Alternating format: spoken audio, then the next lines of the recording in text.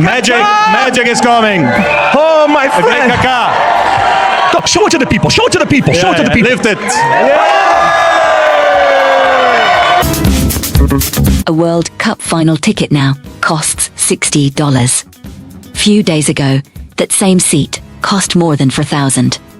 That single number has shaken world football.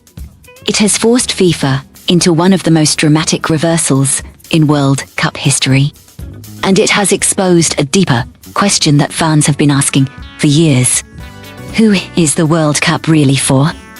When FIFA revealed its ticket pricing for the 2026 World Cup, the reaction was instant and brutal. The cheapest tickets for the final were listed at more than $4,100. Premium seats climbed close to $9,000. For many fans expecting, the World Cup is not a club final. It is not a VIP-only event. It's the football's moment. Yet suddenly, attending it felt reserved for the wealthy. Ticket prices were only part of the story. The 2026 World Cup will be hosted across 3 countries: the United States, Canada, and Mexico. For supporters following their national teams, that meant flights across continents, accommodation in major cities, visas, and weeks away from work. When fans added everything up, following a team from the group stage to the final would have cost more than $7,000 in tickets alone. Not travel, not hotels, not food. For millions of supporters, the dream ended on a spreadsheet. This was not just about money. For decades, fans have built their lives around international tournaments they save for years. They travel in groups. They follow teams through heartbreak and hope. Supporters create the songs. They bring the color. They turn stadiums into memories. And suddenly, many felt football was telling them they no longer belonged. Fans did not just complain quietly, they erupted.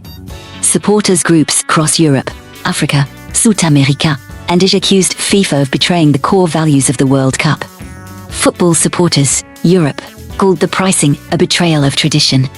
National fan organizations said loyalty was being exploited instead of rewarded. Social media campaigns spread across platforms. Videos, statements, and protests gained traction. The message was simple and relentless. The World Cup was being priced beyond its people. As fan anger grew, pressure spread beyond social media. National football federations privately questioned the pricing model. Some confirmed they had not been consulted before prices were announced. Media scrutiny intensified. Political leaders began to speak. The story was no longer about football tickets. It was about access, fairness, and identity. Under FIFA's revised system, national federations receive around 8% of tickets for matches involving their teams. 10% of that allocation will now fall under the $60 supporter category. That means in stadiums holding over 60,000 fans, only a few hundred supporters per match will benefit. The rest of the stadium will still be filled with higher-priced seats. The cut is real, but it is limited. Critics say the change does not go far enough. And they are right about one thing: most fans will still not get these tickets. But the significance goes beyond numbers. This is one of the rare moments when FIFA publicly changed course under fan pressure. It is a quiet admission that the original pricing crossed a line. For many supporters, this was never about getting cheap tickets. It was about being acknowledged. Supporters groups cautiously welcomed the move. They described it as a step in the right direction, but warned it does not fix a broken system. Hundreds of discounted tickets, they argue, cannot undo a structure that still prioritizes corporate packages and hospitality buyers. Some fans praised FIFA for listening. Others called it symbolic damage control.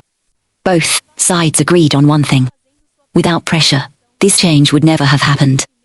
The announcement reached beyond football circles. UK Prime Minister Keir Starmer welcomed the reduction, but urged FIFA to go further. He warned that football risks losing touch with the supporters who save, sacrifice, and travel to follow their teams. When politicians begin commenting on ticket prices, it signals something important. This was no longer a niche issue. In FIFA's defense, FIFA responded by defending its model. The organization insists it remains a non-profit body. It says World Cup revenue is reinvested into football development worldwide. FIFA also pointed to unprecedented demand. According to officials, millions of ticket requests were submitted within the first days of sales. Demand, they argue, proves the tournament's global appeal. Supporters respond with a different interpretation. Demand proves how much the World Cup still matters to ordinary people. The ticket application phase runs until mid-January. Fans who applied through the random draw will find out in February whether they were successful. National federations will now decide who qualifies for the $60 tickets, often based on loyalty, travel history, and past attendance. For most fans remain. But for a few, the dream is suddenly alive again. A bigger question now. This story is no longer just about ticket prices. It is about the future of football's biggest tournament.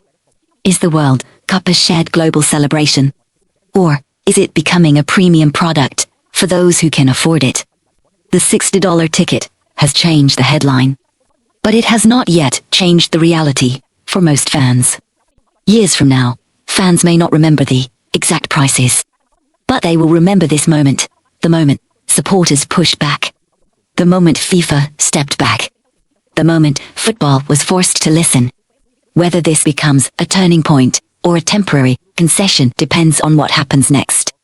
For now, the World Cup final is no longer exclusively a $4,000 event. But supporters are still waiting for something bigger. Proof that the game remembers them.